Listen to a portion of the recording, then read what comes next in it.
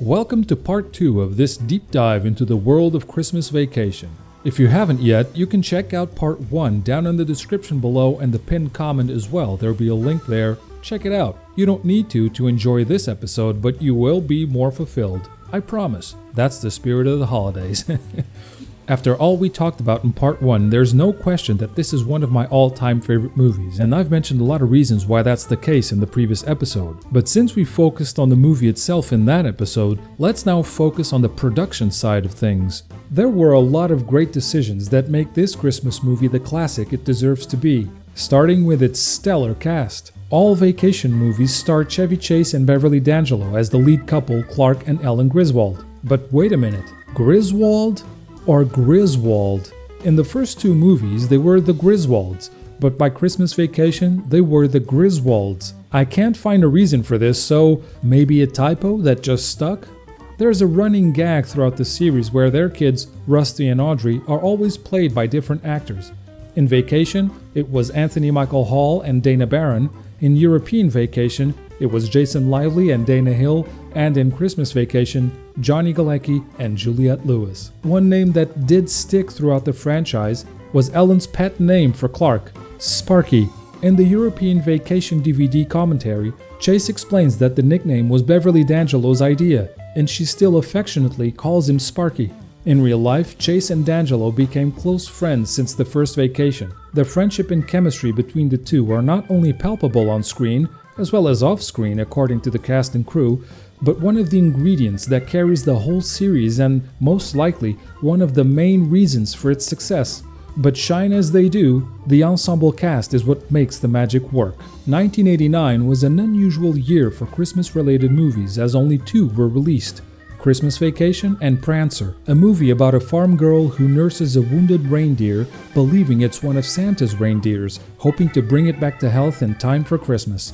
These two would not only share timings, but also major cast members, as Johnny Galecki starred in both movies. Johnny Galecki may be a household name now, but this was his first big-budget movie. The incredible thing is that you wouldn't be able to tell. In fact, he looks so comfortable in his part that it looks like he'd been acting in big productions for a long time. This is how the director described Johnny.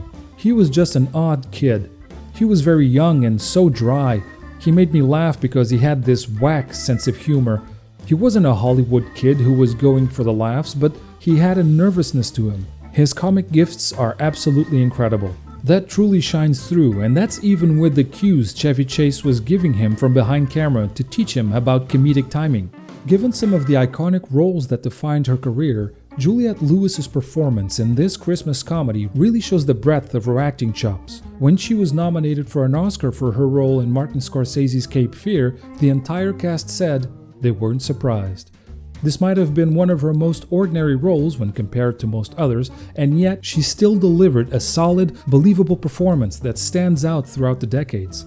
Christmas Vacation features 4 Saturday Night Live alumni: Chevy Chase, Julia Louis-Dreyfus, Brian Doyle Murray, and Randy Quaid.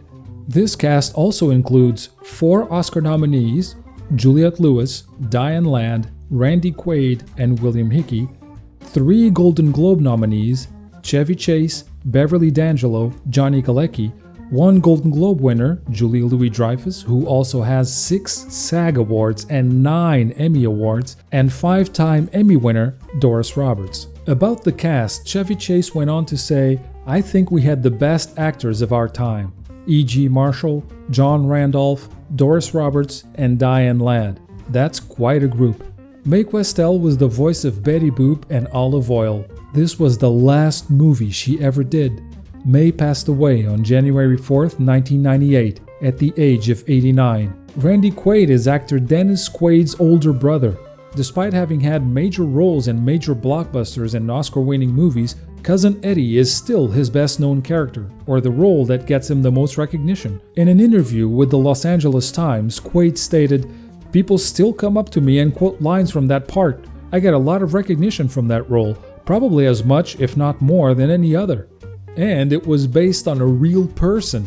Quaid borrowed many of Cousin Eddie's mannerisms from someone he knew growing up in Texas, especially his tendency toward tongue clicking. The idea for Eddie's sweater-dicky combo, however, came from Quaid's wife. Miriam Flynn played Cousin Eddie's wife, Catherine, in 4 vacation pictures.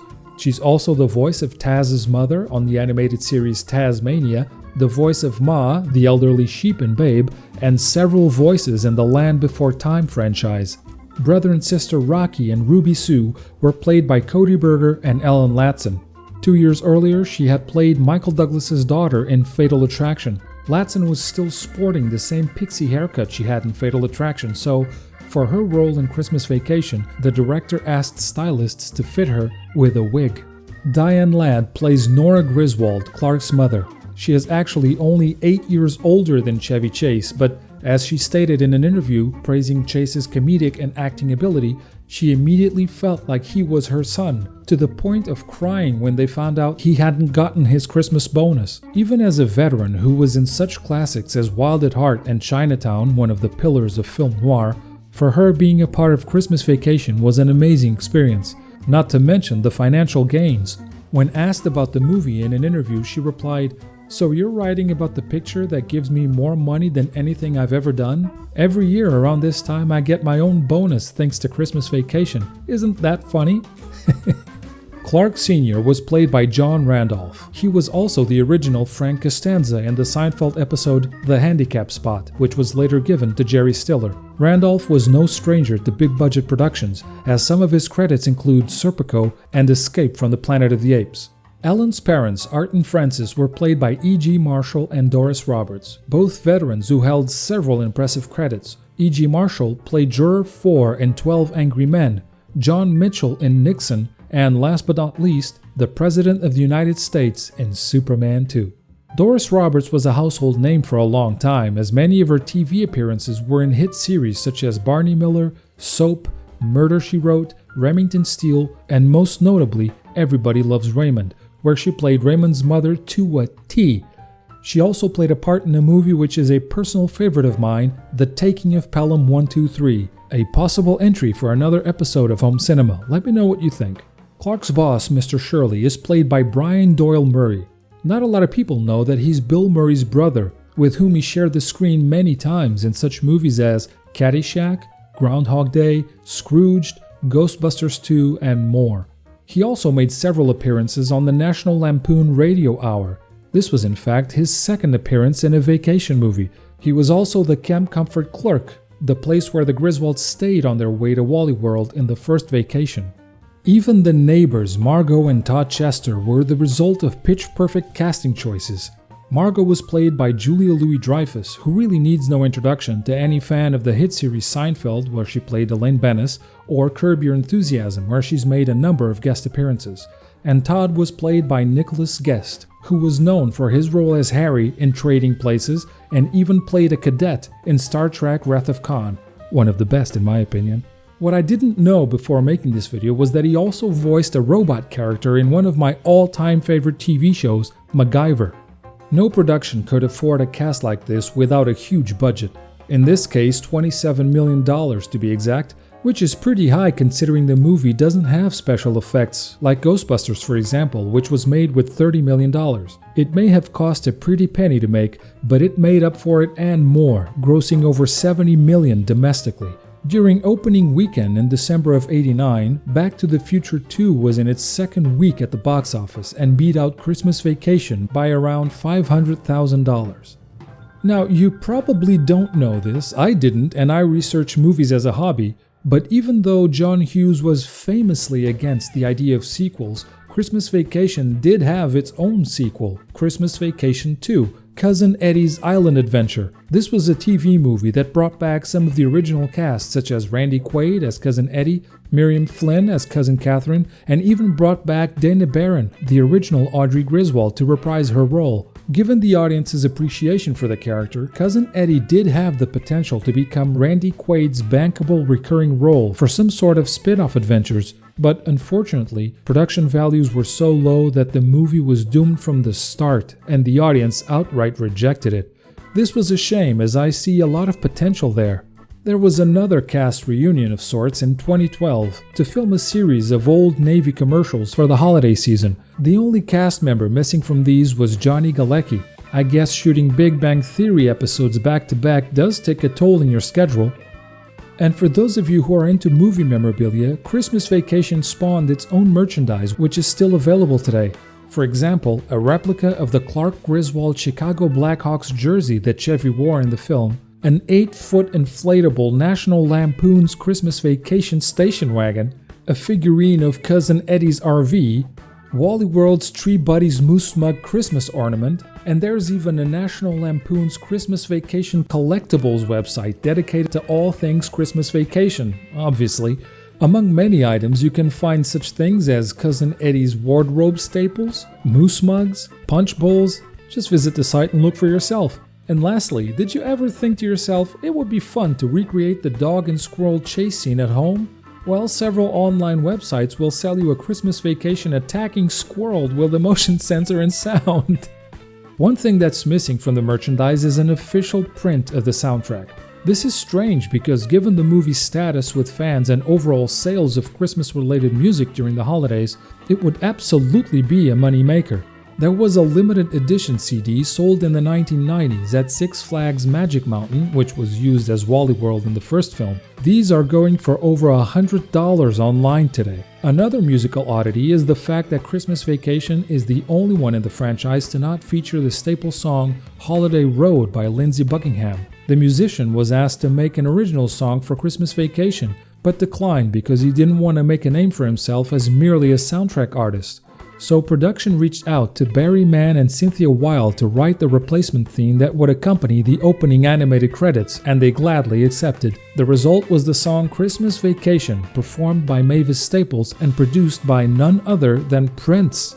That year, 3 movies were released which had animated opening credits: Christmas Vacation, Honey, I Shrunk the Kids, and Troop Beverly Hills. The studio was reluctant about the animated sequence and actively rejected it.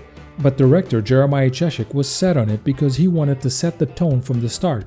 Originally, he was looking for a specific look that resembled a 1960s black and white, fluttery 16mm French film.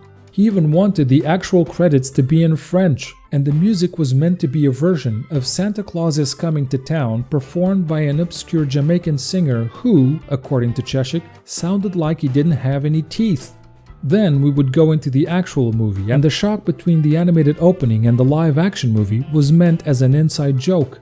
As soon as the studio got wind of this, they immediately went on board with the animation idea, but as we know now, it turned out very differently from that original intention. Apart from the opening sequence, the movie features other famous Christmas songs, such as Melikalikimaka, Hawaiian Christmas song by Bing Crosby and the Andrews Sisters, The Spirit of Christmas by Ray Charles, and Here Comes Santa Claus by Gene Autry. The original instrumental score was composed by Angelo Badalamenti, who is most known for his work with David Lynch of all people. Talk about surrealism and comedy. The orchestra in question was conducted by none other than Shirley Walker. Chevy Chase visited one of these recording sessions and was extremely impressed. Later, in 1991, when working on Memoirs of an Invisible Man with director John Carpenter, Chase suggested Shirley Walker to compose the score. In the end, not only did she compose the score for Memoirs of an Invisible Man, but a few years later, in 1996, Carpenter would rehire Miss Walker to score Escape from LA. We've already seen how Christmas Vacation is rife with connections to other movies, but here are some others that you wouldn't expect. Before cutting down the second tree from his yard, Clark dons a hockey mask like the one Jason Voorhees wore in the 80s horror hit franchise Friday the 13th, and then lifts the chainsaw above his head, striking the pose of Leatherface in yet another horror classic, Texas Chainsaw Massacre. And there is one more discreet reference to It's a Wonderful Life in the movie. After cutting down the replacement tree, Clark starts down the stairs, chainsaw in hand, and finds the newel post loose. He uses the chainsaw to fix the problem and proudly announces, "Fix the newel post!" This is yet another nod to It's a Wonderful Life because in it, George Bailey was constantly irritated by a loose newel post at the bottom of the stairs. There's also a connection to Blues Brothers. When Clark is in his office staring at the model of the swimming pool, daydreaming, we can see a container of air-grade marine epoxy. This is the identical product that Dan Aykroyd uses to glue the gas pedal on the good old boy's motorhome in Blues Brothers. We've already seen the connection to Tasmania through Miriam Flynn, But in an earlier scene, Clark shows Bill the swimming pool brochure while drinking coffee out of a Tasmanian Devil coffee mug. Yet another reference to Tasmania. In the attic scene, when Clark is trapped and watches home movies on an old projector, he's wearing a special hat, emulating Gloria Swanson's character in Sunset Boulevard, Norma Desmond. Here's a 2-in-1 reference.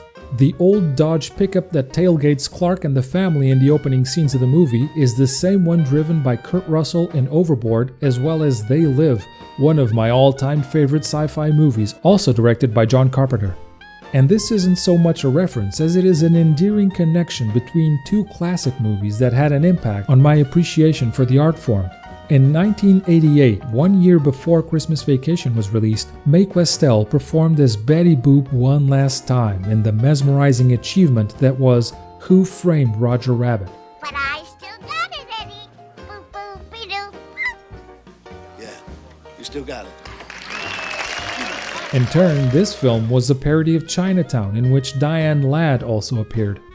So what did we learn with this exploration of Christmas Vacation? Well, for one, that movies are not only an art form that is enriched by the personal life stories of those involved in its creation, but also that movies themselves have a life story, and they speak with one another across the ages. There's no limit but that of the imagination, and imagination is boundless. I'm curious to see what comes next in the film world, but I must admit, I do have a fascination for those that helped shape the person I am today. What about you, dear listener? What movies had that impact on your life? Let me know in the comments below. You might even inspire a new entry in the home cinema series. I hope you enjoyed this one, and if you did, go ahead and check out part 1 of the Christmas Vacation session. On the way, why not hit that bell on the subscribe button and the like button? Because remember, you're always welcome at the den. See you next time.